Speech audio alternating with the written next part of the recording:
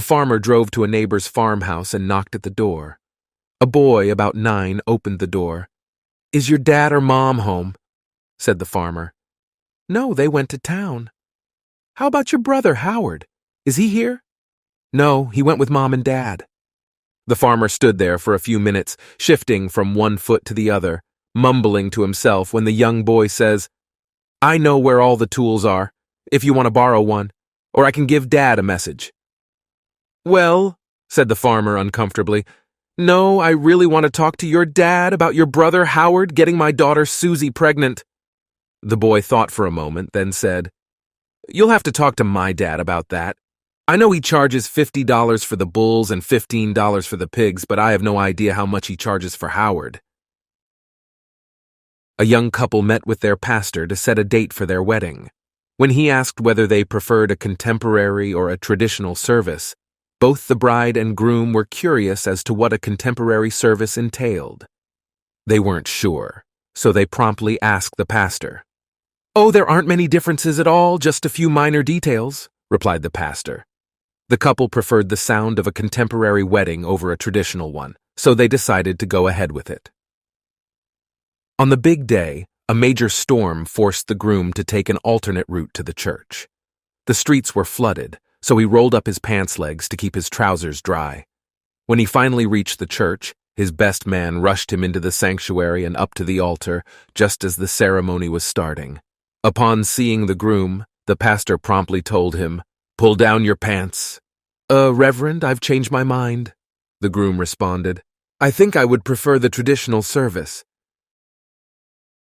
3 men die: a physicist, a philosopher, and a local town idiot. They stand before the gates of heaven. Between them and the gates stands St. Peter. St. Peter tells the 3 men, "Sorry, boys, but it seems heaven is getting jam-packed.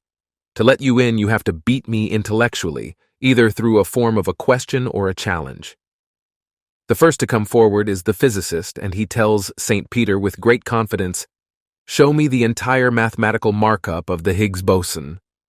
To which St. Peter merely snaps his finger and produces a dozen large whiteboards and proceeds to write up the whole markup from memory.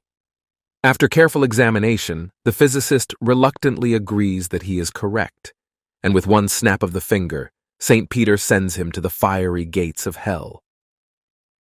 The next to come forward is the philosopher.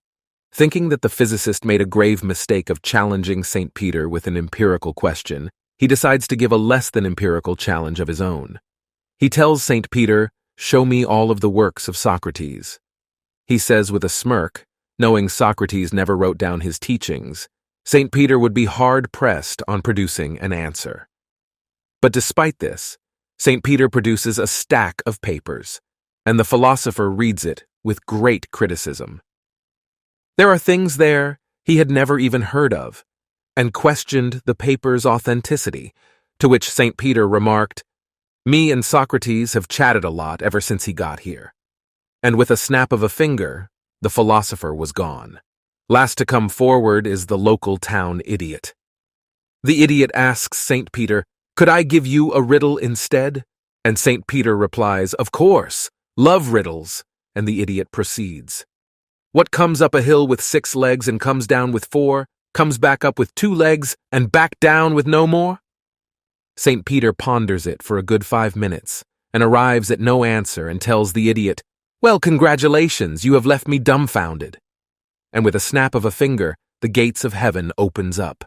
The idiot proceeds to enter heaven, but right before he does so, he feels St. Peter tapping on his shoulder. He turns around. "So," St. Peter asks, "what's the answer to your riddle?" The idiot shrugs his shoulders and says, "How the heck should I know?" A sales representative stops at a small manufacturing plant. He presents a box of cigars to the manager as a gift.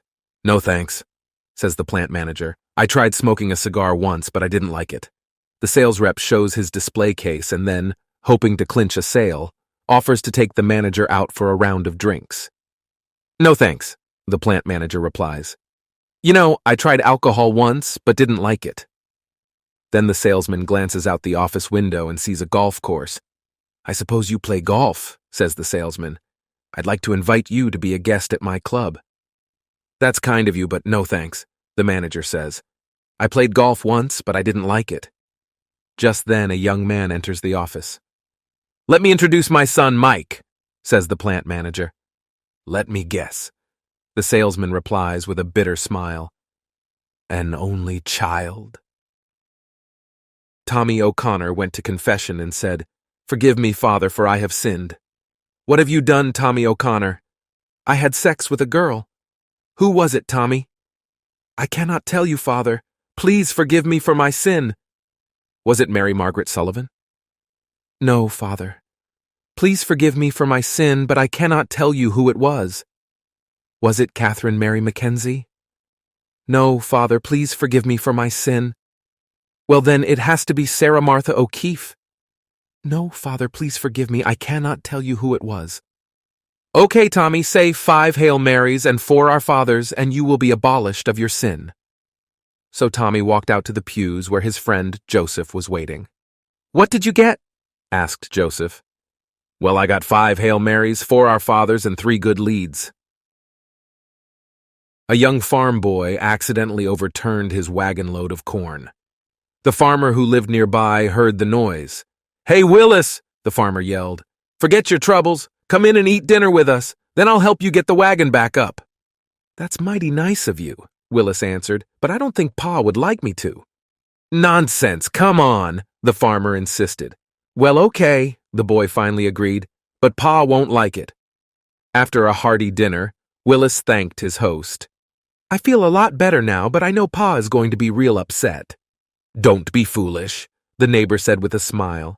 By the way, where is your Pa? Under the wagon.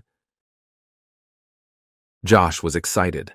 As his first official duty as a parish priest, fresh out of school, he got to officiate his first funeral for a homeless man with no friends or family. The young priest vowed to give him the most loving send-off, the love he probably missed in this life. The funeral was to be held at a new cemetery across town, and this man was the first to be laid to rest there. New to the area, Father Josh arrived late, but noticed a few workers gathering around the grave opening.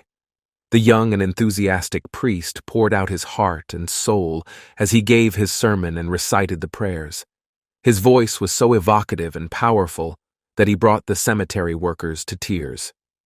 When the service was over, the priest thanked the workers for listening and walked to his car. As he opened the door, Josh heard one worker say to the other, I've never seen anything like that before, and I've been putting in septic systems for over 20 years. I've heard some people are really going crazy from isolation. I'm glad I'm not one of those. I've just been talking about this with the microwave and toaster while drinking coffee, and all of us agreed that things are getting bad. I didn't mention anything to the washing machine as she puts a different spin on everything. Certainly not to the fridge as he is acting cold and distant. The sink just said everything is going down the drain. In the end, the iron calmed me down as she said everything will be fine. The situation isn't that pressing. The vacuum was very unsympathetic, told me to just suck it up, but the fan was more optimistic and felt it would all soon blow over. The toilet looked a bit flushed when I asked its opinion, and it didn't say anything, but the doorknob told me to get a grip. The front door said I was unhinged, and then the curtains told me to pull myself together. John asks his wife, Mary, what she wants to celebrate their 40th wedding anniversary. Would you like a new mink coat? He asks. Not really, says Mary. Well, how about a new Mercedes sports car? Says John. No, she responds. Would some beautiful new jewelry do the trick? He asks, becoming slightly exasperated. Nah, she shrugs. What about a new vacation home in the country? He persists. She again rejects his offer with a no thanks. Well, what would you like? John asks. I want a divorce, answers Mary. Sorry, sighed John. I wasn't planning on spending that much. 3 men were out golfing one day, and one of them hit his ball into the woods. He went into the woods to look for it and found a frog in a trap. The frog said to him, If you release me from this trap, I will grant you 3 wishes on one condition to be named later. The man freed the frog, and the frog said, Thank you, but the condition is that whatever you wish for, your wife will get 10 times more or better. The man said, Oh, that would be okay.